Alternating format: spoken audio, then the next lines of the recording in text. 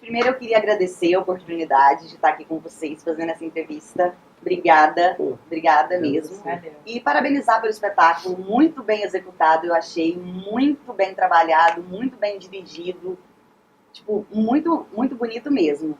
Parabéns para vocês pelo resultado que vocês obtiveram. Eu queria primeiro que vocês fizessem um breve resuminho do espetáculo, só para as pessoas que estão assistindo poderem entender o desenrolar da entrevista. Quem quiser fazer. Bom, Homem nos Brasílias é um espetáculo que conta a história do homem no mundo, e a história do próprio mundo, desde o Big Bang até os dias atuais. Então a gente começa pelo Big Bang, passa pela era dos dinossauros, e aí faz um foco na história do Brasil a partir da chegada dos portugueses. E aí pega ali português, miscigenação, escravidão, até o século XX, XXI, agora, na era dos tablets, e tudo num palco de 2 metros quadrados, sem auxílio de adereço, contando a história com os nossos corpos e as nossas vozes, nessa brincadeira de estar num espaço pequeno e contar uma história grandiosa. E assim, a direção do espetáculo foi feita por vocês mesmos. Isso. Com a supervisão do Júlio Adrião. Isso.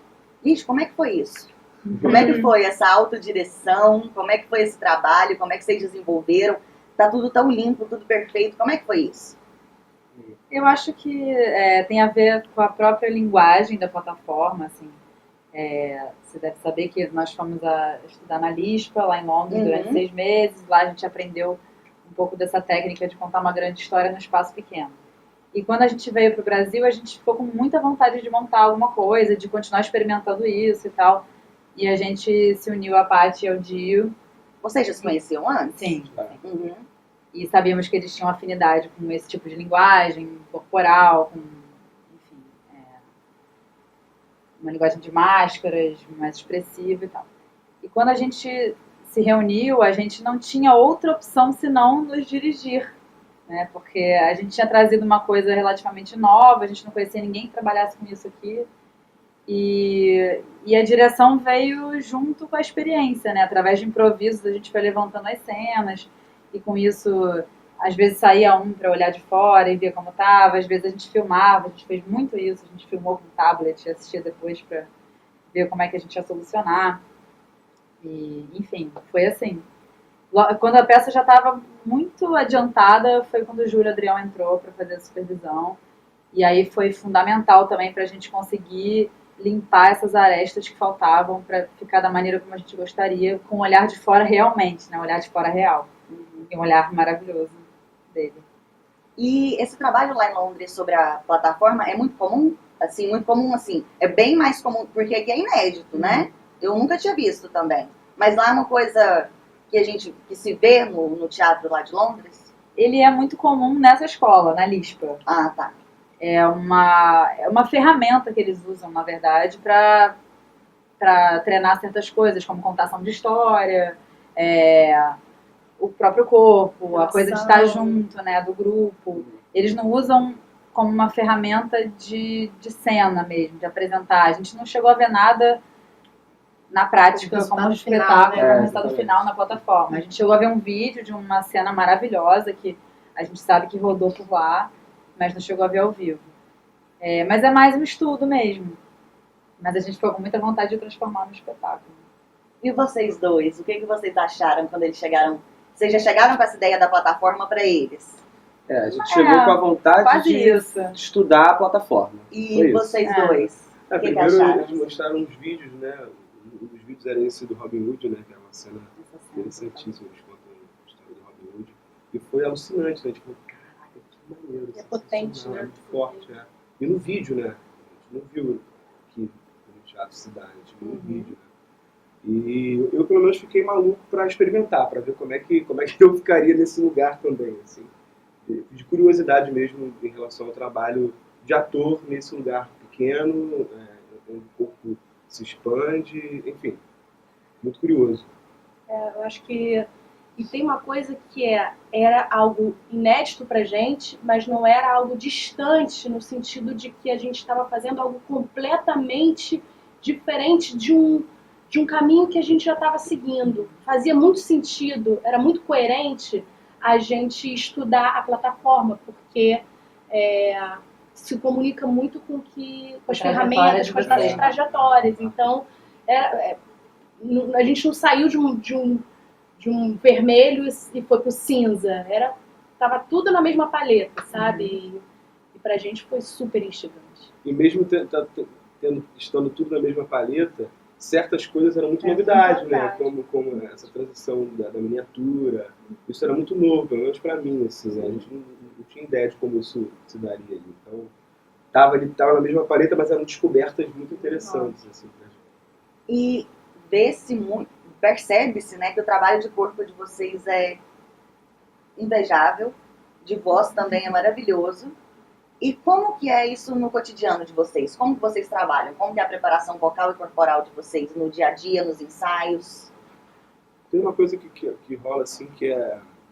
Naturalmente as pessoas têm facilidades ou trabalham mais tempo com certas coisas. Então, acaba que no dia a dia de trabalho, isso aparece, né? Isso vai aparecendo. Então, o trabalho com voz fica mais com a Helena, um pouco mais comigo com ela, o Matheus e a Patrícia tem um trabalho com máscara de longo tempo, tem a coisa do espaço que também fica entre os quatro, mas acho que de alguma maneira isso vai surgindo porque já está na gente, assim, cada coisa já está no seu lugar, assim. Acho que é um pouco isso, né? Tem uma coisa que é importante também falar, que a trajetória leva a gente também um pouco para a plataforma. Não sei se vocês sentem isso. Talvez se eu fosse há 10 anos atrás, eu não tivesse possibilidade de fazer a trajetória, porque não é um exercício que eu faço na quinta-feira que vai dar para eu fazer a plataforma. É uma trajetória, né? É um tempo estudando máscara, depois um tempo estudando palhaço, depois, não, olha, tem essa outra linguagem, olha isso aqui que é interessante. Então, são cursos, são formações que a gente vai tendo que vão deixando até o nosso olhar mais preparado para aquilo, que talvez se eu for fazer outra coisa, eu vou ter mais dificuldade. Mas, né, foi meu olhar, meu corpo foi lá dando mais para essa direção. Eu acho totalmente, porque assim, é importante falar isso, porque a gente não teve uma preparação específica para montar esse tipo de trabalho. Na verdade, todo mundo já trabalhava com linguagens que eram muito afins à linguagem da plataforma. Então, na verdade, foi um processo de criação como processo de qualquer outra peça, né? Ensaios com uma regularidade, um alongamento, um aquecimento, um trabalho vocal, um trabalho mais físico, mas nada assim, vamos trabalhar agora isso aqui para esta plataforma. Foi um processo natural, porque vamos preparar o corpo para a plataforma. Pô, todo mundo já trabalha com palhaçaria, com máscara, com mímica, com pantomima, com a linguagem física, então a gente não precisou trabalhar, fazer oficinas disso para depois pegar a plataforma. Essa bagagem toda, já é um trabalho esse tipo de teatro que a gente faz, exatamente. Até por isso então, tinha uma coisa de vamos pensar na voz, só eu e ela, vamos pensar, não, tipo, acontece junto. Ela surge com uma ideia, ele surge com outra. Por isso que a direção ela é muito parceira, é muito dos quatro. Tem uma coisa que, se eu posso falar que houve uma preparação, né? Não houve uma preparação, acho que a gente se preparou no que concerne as imagens. A gente precisava se alimentar de imagens, né? De sons. E nesse sentido a gente foi muito direcionado. Vamos estudar os dinossauros. Então, o que a gente tem? A gente tem parte dos dinossauros, a gente tem isso. Olha, veja esse filme. Gente, achei uns sons do espaço. Sei lá. Bom, lá não tem som, mas deve ser incluído. Vamos inventar, vamos ter licença poética e vamos ter um direcionamento de imagens, né? Acho que mais nesse sentido. Eu achei muito interessante também, é que a gente bate o olho na imagem, escuta os primeiros sons e você já identifica o que é. Tipo, no Parque dos Dinossauros, a boca da ditadura, aquela coisa da repressão. Você bate o olho e identifica. Você não tem que ficar assim, gente, do que eles estão falando? Não, é nítido, é claro, assim. Legal. Por isso que eu achei muito, muito limpo. Acho que nesse sentido teve um pouco também, talvez que faz parte do processo de criação de um espetáculo mais específico, porque estava lidando com uma história que existe, que é essa pesquisa histórica, assim, né? Da gente minimamente estudar, voltar para o livro e tal, sem a preocupação de falar alguma coisa que seja verdade, sem a preocupação de ter uma ordem cronológica, mas revisitar alguns momentos históricos para escolher o que a gente ia querer, né? Que momento da história que a gente quer. E escolher também no sentido sintético, né?